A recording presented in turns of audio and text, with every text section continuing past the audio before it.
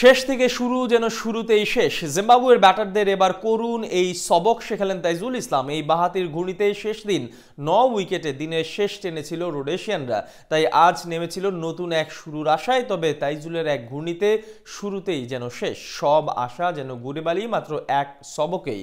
Ben কারানদের দেয়া তাইজুলের এমন সবক নিয়ে বিস্তারিত থাকছে রিপোর্ট।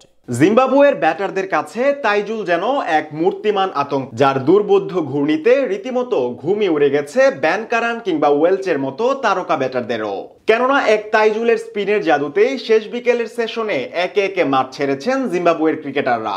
একবার মাঠ ছেড়ে যাওয়া ওয়েলচকেও রেহাই দেননি টাইগারদের টেস্ট খ্যাত বোলার। গরমের তীব্রতায় সাজঘরে যাওয়া ওয়েলচও এসে বোল্ড হয়েই ফিরেছেন তাইজুলের আগ্রাসী থাবায়। তাইজুলের কল্যাণে 227 রানের ইনিংসে 9 উইকেটে বাধা পড়েই দিন শেষ করেছিল জিম্বাবুয়ের ব্যাটাররা। টাইগার স্পিনারকে তাই তাদের রাতের দুঃস্বপ্ন বললেও হয়তো ভুল হবে না। তবে সেই দুঃস্বপ্ন পাশ কাটিয়ে নতুন এক দিনেরই শুরু করতে চাইছিলেন ক্রেইগ আরভিনরা। এদিকে তাইজুল যেন নাছোড় বান্দা, কোনোভাবেই রোডেশিয়ানদের সে স্বপ্ন পূরণ করতে দিবেন না, এই শপথ নিয়েই যেন মাঠে এসেছিলেন এই বাঁহাতি। এমনকি এদিন জিম্বাবুয়ের ব্যাটারদের শুরুতেই করুণ এক সবক দিলেন টাইগার স্পিনার, যা দেখে জিম্বাবুয়ের ব্যাটাররাও হয়তো মনে মনে বলে উঠছিলেন, শেষ থেকে শুরুও কেন, শুরুতেই শেষ।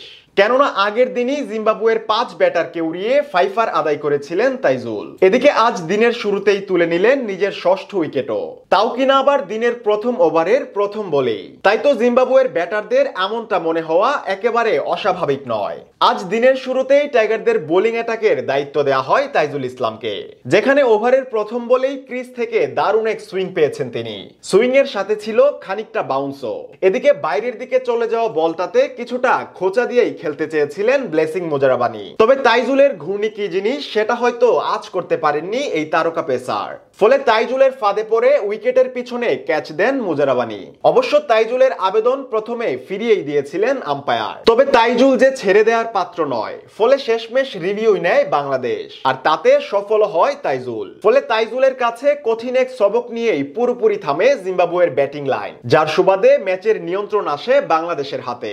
এছাড়াও গেল দিন অবশ্য তাইজুলের কল্যাণে শেষ বিকেলের সেশনেই ম্যাচের নিয়ন্ত্রণ চলে আসে টাইগারদের হাতে। তাছাড়া ইনিংসের 81তম ওভারে পরপর 2 বলে 2 উইকেট শিকার করে হ্যাটট্রিকের সম্ভাবনাও জাগিয়ে তুলেছিল তাইজুল ইসলাম। তাই দিনের শুরুতে দারুণ এক শুরু করলেও তাইজুলের ফাইফারে অনেকটাই ব্যাকফুটে চলে যায় জিম্বাবুয়ে। এর আগে দিনের প্রথম সেশনে জিম্বাবুয়েকে দারুণ এক শুরু এনে দেন 2 ওপেনার বেন কারান আর ব্রায়ান বেনেট। তবে তানজিম সাকিবের শিকারে পরিণত হয়ে মাঠ ছাড়েন ব্রায়ান বেনেট। এরপর বেন কারানকে ফেরান তাইজুল ইসলাম।